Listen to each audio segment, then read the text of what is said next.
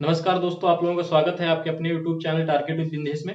दोस्तों हम लोग आज देखेंगे लाभ हानि के अगले पार्ट, जिसमें हम देखेंगे अनुपात समानुपात से जो क्वेश्चन लाभ हानि में पूछे जाते हैं उनको देखेंगे। और हर जितने भी यहाँ क्वेश्चन ले रहे हैं सभी क्वेश्चन एग्जाम में पूछे गए हैं और ये हर एक क्वेश्चन अलग अलग टाइप का है। तो आज हम आपको सिखाने वाले हैं ऑप्शन बेस से लगाना, ट्रिक से लगाना, 3-4 तरीके सीखने आपको मिलेंगे। तो शुरू से लास्ट तक देखिए क्योंकि हर क्वेश्चन अलग तरीके का होने वाला है।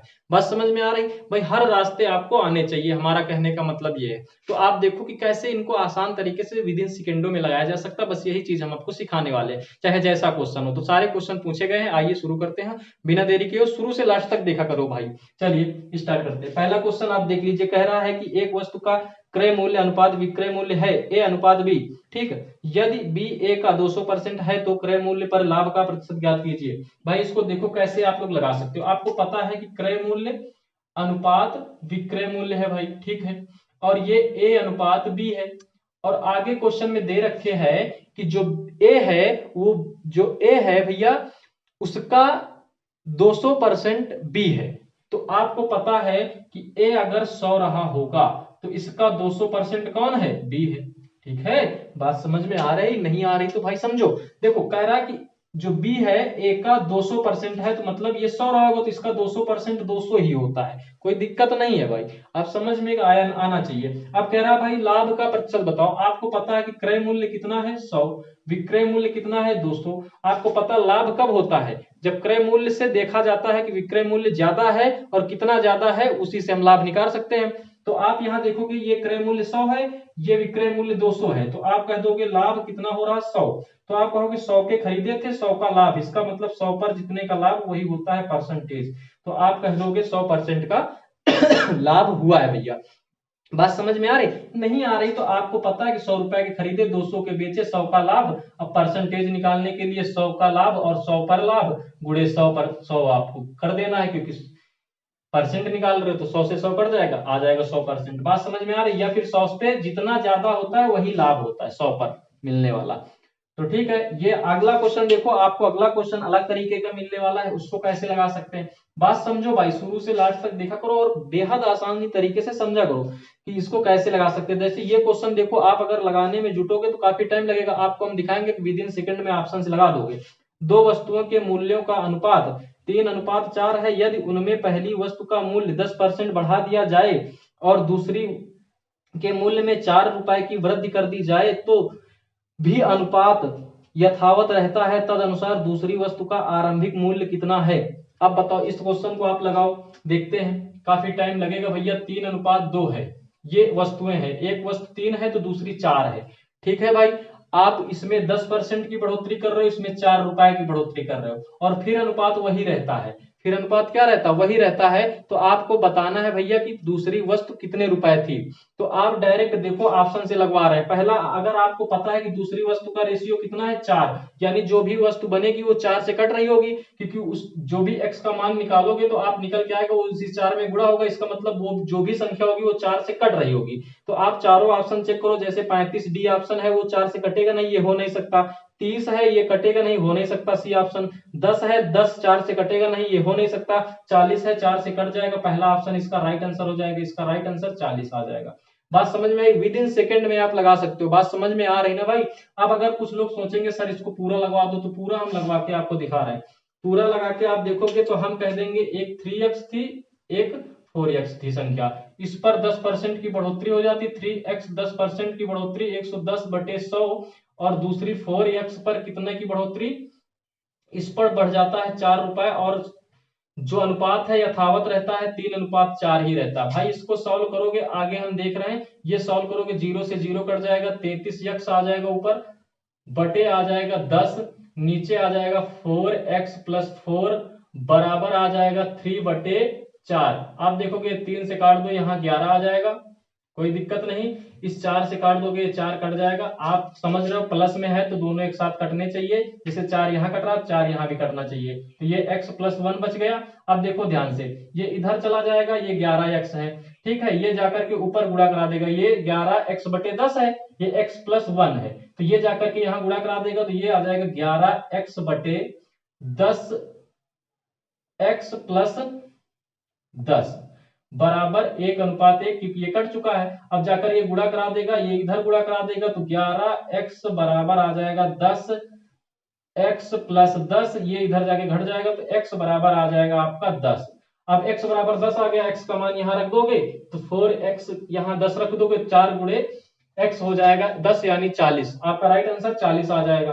ठीक है, लेकिन ये सब नहीं करना है भाई, ये सब नहीं करना है आपको। विद इन सेकंड का हमने मैटर बता दिया कि ऑप्शन देखो, जो इससे कट रहा होगा वही होगा। जब 2-3 ऑप्शन कट रहे होंगे तब दिक्कत होती, भाई एक ही ऑप्शन कट रहा है इसका मतलब 40-40 इसका राइट आंसर है। चलिए समझ रहे हो ना, 2 कटते तो आप ऑप्शन लेकर के चेक कर सकते थे, कोई दिक्कत नहीं, समझ रहे हो, ऐसे लगाया जाता है। आप समझो, जल्दी जल्दी इन चीजों को समझ में आना चाहिए आप लोगों को, हर एक चीज। जैसे अगला क्वेश्चन देखोगे, अगले तरीके का है, कह रहा एक रिफ्रिजरेटर तथा एक टेलीविजन के मूल्य में 5:3 के अनुपात में है। तदनुसार यदि रेफ्रिजरेटर की कीमत टेलीविजन से 5500 रुपए अधिक है तो रेफ्रिजरेटर का मूल्य कितना होगा। तो आप देखो, ये 5:3 है भैया, ठीक है। एक आगे वाला रेफ्रिजरेटर है, ये आर से कोऑर्डिनेट, ये टेलीविजन है, टी से कर देते हैं। कह रहा है ये 5500 रुपए अधिक है, ये जो रेफ्रिजरेटर है ये इससे 5500 रुपए अधिक है। हमने देखा, हमने पहले ही मान लिया कि ये 5 रहा होगा, ये 3 रहा होगा। कितना अधिक है भैया, 2 रेशियो में अधिक है। क्वेश्चन में कह रहा है 5500 अधिक है, तो हम कह देंगे जो 2 रेशियो अधिक है वो 5500 के बराबर है। तो हमसे पूछ क्या रहा, आप यहाँ पर देख लीजिए, रेफ्रिजरेटर यानी 5 का, जो रेफ्रिजरेटर है कितना है, 5 है। तो हम कह देंगे 2 बराबर इतने के, तो 1 बराबर आ जाएगा 2 दूनी 4, 2 7 14, 2 पंचे 10, इतना आ जाएगा। 1 रेशियो बराबर, आपको 5 रेशियो का यूनिट निकालना, तो यहाँ 5 से गुणा, यहाँ 5 से गुणा करा दो, तो यह आ जाएगा 5 25, 7 25 35, 2 37, 5 दूनी 10, 3 13, 13,750 इसका राइट आंसर आ जाएगा, बी ऑप्शन। बात समझ में आ रही भाई, ध्यान से देखो, समझ में नहीं आ रहे आगे पीछे वीडियो करके देख लिया करो। ये चीज समझना है आपको, आसान तरीके हैं, बहुत जल्दी लगा लोगे। चलिए अगला क्वेश्चन देखते हैं। अगला क्वेश्चन देखो, अगला क्वेश्चन कह रहा है एक फल विक्रेता ने बड़े, मध्यम तथा छोटे आकार के सेब क्रमशः 15 रुपए, 10 रुपए, 5 रुपए में बेचे। इस प्रकार बेचे गए कुल सेबों का अनुपात 3:2:5 था। तदनुसार उस सेब का औसत कीमत ज्ञात कीजिए। आइए देखते हैं औसत कीमत ज्ञात करा रहा। वैसे ये औसत का क्वेश्चन इसमें दे दिए हैं, चलिए लेकिन देख लेते हैं। कह रहा 15 रुपए, 10 रुपए और 5 रुपए की कीमत के हैं सेब, और सेब कितने कितने खरीदे गए, तो भैया 3 और 2 और कितना 5, ये खरीदे गए। अब इनका अनुपात पूछ रहा, तो डायरेक्ट आप कुछ नहीं करना, देखो समझो, पहले आपको समझ में आ रहा है कि एक सेब की कीमत 15 रुपए, यहाँ पर 10 रुपए, यहाँ पर 5 रुपए, यहाँ 3 सेब है, यहाँ 2 सेब है, यहाँ 5 सेब है, तो यहाँ कितने रुपए हो जाएगी कीमत, 15 से 45, भाई एक की 15 तो 3 की 45, यहाँ कितने हो जाए भैया 20 रुपया, यहाँ पर कितने हो जाए 25 रुपया। आपका पता है भैया टोटल रुपए आप जोड़ लो, कितने रुपया हो गए, 45 और 25 हो जाएंगे 70, ये 90 रुपए हो गए। अब 90 रुपए में कितने फल खरीद रहे हैं, 3 2 5 5 10 सेब खरीद रहे हैं, तो 10 से भाग दे दो, तो ये कट जाएगा, तो एक सेब की कीमत कितनी निकल के आ जाएगी, 9 रुपए। तो यही होगा औसत, तो इसका राइट आंसर हो जाएगा 9 रुपए। बात समझ में आई भाई, आप समझो पहले। यहाँ पर आप देख रहे हैं 15 रुपए एक फल की कीमत, 3 फल है 15 से 45 रुपए के खरीदे। यहाँ 10 रुपए के 2 फल हैं, हमने खरीद लिए 20 रुपए के, 5 रुपए के 5 फल 25 रुपए खरीद लिए। औसत होता है कि इन सभी को बराबर बराबर कर दो, जितने ये 10 फल हैं इनमें देखो कि बराबर बराबर कितने कितने रुपए के मूल्य आएंगे। तो हम कह देंगे सभी का जोड़ लो कितने रुपए हो रहा है, तो सभी का 90 रुपए हो रहा है। फिर हम कह रहे हैं कि भैया फल जोड़ लियो कितने हैं, कि एक फल का की कीमत निकाल ली जाए, तो फल जोड़ेंगे तो 10 है, तो 10 से जब 90 भाग देंगे तो एक फल की कीमत 90 आई। तो आप देख लियो 10 9 90, 90 रुपए ऐसे भी हो रहे हैं, इनको भी जोड़ोगे तो 90। बात समझ में आती, यही होता है औसत। चलिए अगला क्वेश्चन देखते हैं, बिना देरी किए हुए जल्दी से देखते हैं। अगला क्वेश्चन आप देखो ध्यान से, ठीक है भाई। कह रहा एक वस्तु को अंकित मूल्य के 3/4 पर बेचने से 25% का लाभ होता है। अंकित मूल्य और क्रय मूल्य का अनुपात ज्ञात कीजिए। भाई इस क्वेश्चन को देखो ध्यान से समझो, नहीं गलत कर दोगे आप लोग। कह रहा इसमें अंकित मूल्य के 3/4, यानी अंकित मूल्य के 3/4, यहां देखो इसका 3/4, ठीक, पर बेचा जाता है, पर बेचा जाता है यानी विक्रय किया जाता है। ठीक, ये चीज समझो। अब देखो ध्यान से, यहां पर हम इसको क्यों लिखे हैं आपको समझाने के लिए। ये जो के लगा है ना भैया, इसका मतलब गुणनखंड होता, और जो नीचे की मूल यूनिट होती वो यहाँ जिसके गुणनखंड पे होता उसको दर्शाता है। जो ऊपर की यूनिट होती वो निकाली गई यूनिट यानी विक्रय मूल्य है। तो आप डायरेक्ट यहाँ कह सकते हैं कि अंकित मूल्य 4 है और विक्रय मूल्य 3 है भैया। ठीक है, बात समझ में आ रही ना। हमने क्या कहा, जहां के लगा हो वो नीचे की यूनिट हर की होती, जो ऊपर वाला होता निकाला गया मान यानी विक्रय मूल्य होता। अब इसमें कह रहा था भैया आप ये बताओ, हाँ ये कह रहा है जो बेचने से 25% का लाभ होता है, यानी इतने रुपए में बेचने पर 25% का लाभ होता है। अब इस क्वेश्चन को आप लगाओगे थोड़ा टाइम लगेगा, इसको जल्दी से करने के लिए आप एक जानते हैं कि ये रेशियो है ही है, इसको आप ऐसे कर लो, ये 400 हो गया, ये 300 हो गया। बात समझ में आ रही, ये 400 हो गया, ये 300 हो गया, इस पर 25% का लाभ हो रहा है। इसका मतलब ये जो यूनिट है भैया बेचने वाली 300 रुपए, ये 125 है, क्योंकि 25% का लाभ हो रहा। हमको पता है कि हमको क्रय मूल्य निकालना है, क्रय मूल्य का मतलब 100% का मान। तो आप कहोगे 125 बराबर इतना, हमको 100 बराबर निकालना है, तो आप पहले इसको 25 से काट दो। 25 से ना काट पाओ तो आप 5 से काट दो, 5 से काटोगे ये आ जाएगा 25, 5 से काटोगे ये आ जाएगा 60। फिर आप कहोगे इसको 100 बनाना, क्योंकि क्रय मूल्य 100 होता है, तो 4 से गुणा यहाँ करा दोगे, 4 से यहाँ, ये बन जाएगा भैया 100 रुपए, ये बन जाएगा 6 24 240 रुपए।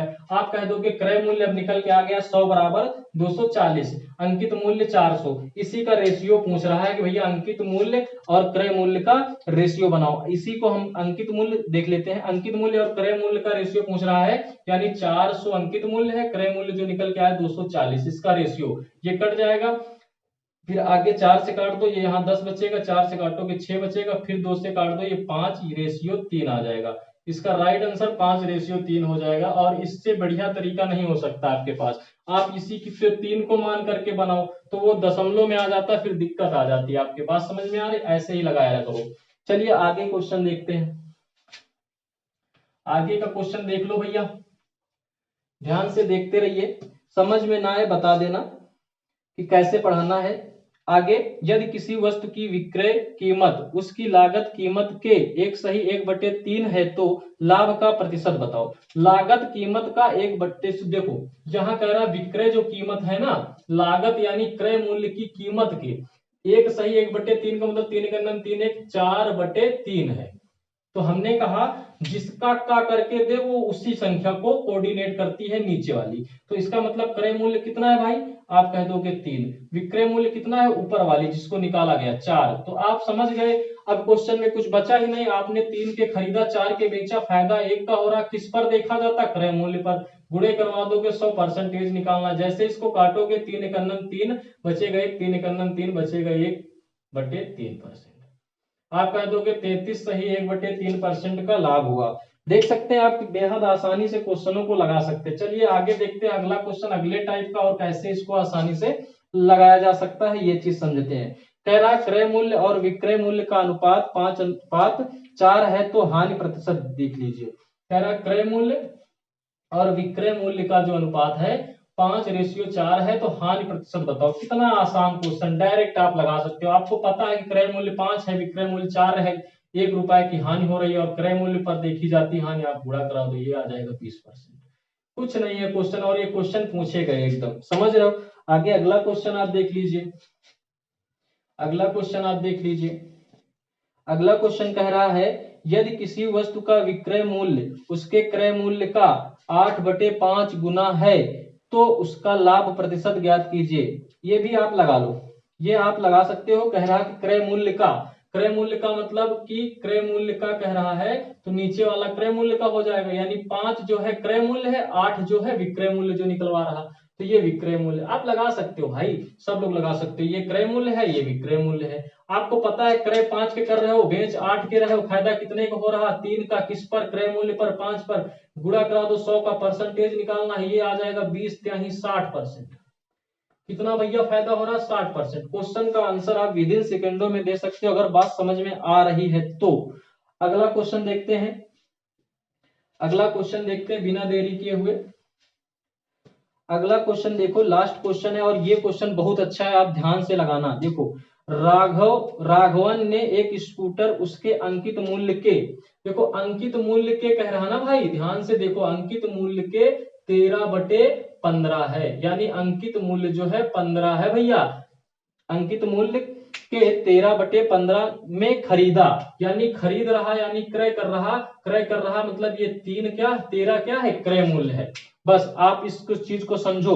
और कह रहा अंकित मूल्य से 12% अधिक राशि लेकर बेचा दिया तो उसका लाभ प्रतिशत बताना है। यानी आपको ये कह रहा है कि अगर अंकित मूल्य से, यानी ये अंकित मूल्य है, इससे 12% अधिक पर बेचे, अधिक पर बेचे, तो ये बताओ लाभ का प्रतिशत कितना होगा। आप ध्यान से देखो, ध्यान से समझो, इसको कैसे आसानी से लगा सकते, ऐसे लगाओगे ना टाइम लगेगा। आप देखो, आपको पता है कि अंकित मूल्य जो है भैया वो 15 है, ठीक है, क्रय मूल्य जो है भैया वो 13 है। आप एक काम करो, इनको ज्यादा बना लो ना, 2 जीरो चिपका देने से परसेंटेज आसानी से लग जाता है। आपको पता है कि अंकित मूल्य से कितना परसेंट ज्यादा पर बेचा जा रहा है, 12% से ज्यादा पर, तो हम कह देंगे 1500 का 12% ज्यादा, यानी 112/100, ठीक है। ये 2 जीरो से 2 जीरो कर देंगे, 15 दूना 30 आ जाए, 15 एक अन्नम 15 3 18 आ जाइए, 15 एक अन्नम 15 एक 16 आ जाइए। यानी वो जो बेच रहा ना भैया 1680 रुपए के बेच रहा, कितने के बेच रहा, 1680 रुपए के। अब आपसे कह रहा बताओ लाभ प्रतिशत, आपको पता है खरीदा आपने 1300 के, बेच रहे हैं आप 1680 रुपए के, तो फायदा कितने का हो रहा, कह दोगे 380 रुपए का फायदा हो रहा है। भाई 1300 के खरीदो, 1680 के बेच रहा है, तो 380 तो फायदा हो ही रहा, कितने पर, 1300 पर, 1300 पर 380 का फायदा, इसी का परसेंटेज बनाना, तो 100 से गुणा करा दो। अब इसी को सॉल्व करोगे, 2 जीरो से 2 जीरो कट जाएंगे, 13 दून 26, बचेंगे आपके पास 12, 13 नौया 117, बचेंगे आपके पास 3/13%। यही इसका राइट आंसर हो जाएगा। ऐसे ही लगाएंगे तो जल्दी से लग जाएगा, नहीं आप मानते रहो कुछ भी, उससे जल्दी से क्वेश्चन नहीं लगेगा। तो आप कह दोगे 29 सही 3/13% का लाभ होगा। तो इस प्रकार से आप अनुपात वाले लगा सकते हो क्वेश्चन। बाकी जब हम अनुपात समानुपात पढ़ाएंगे तो आपको बेहद आसानी से समझाएंगे कि अनुपात क्या होता है, समानुपात क्या होता है, और इनको कैसे लगाया जाता है। ये चीज थे, आसान थे, हमने हर तरीके से आपको बता दिए हैं। तो भाई एक दिन लेट हो जाता है कभी कभी वीडियो आने में, तो आप लोग धैर्यता बनाए रहिए और हम लगातार बताते रहेंगे। चलिए, धन्यवाद।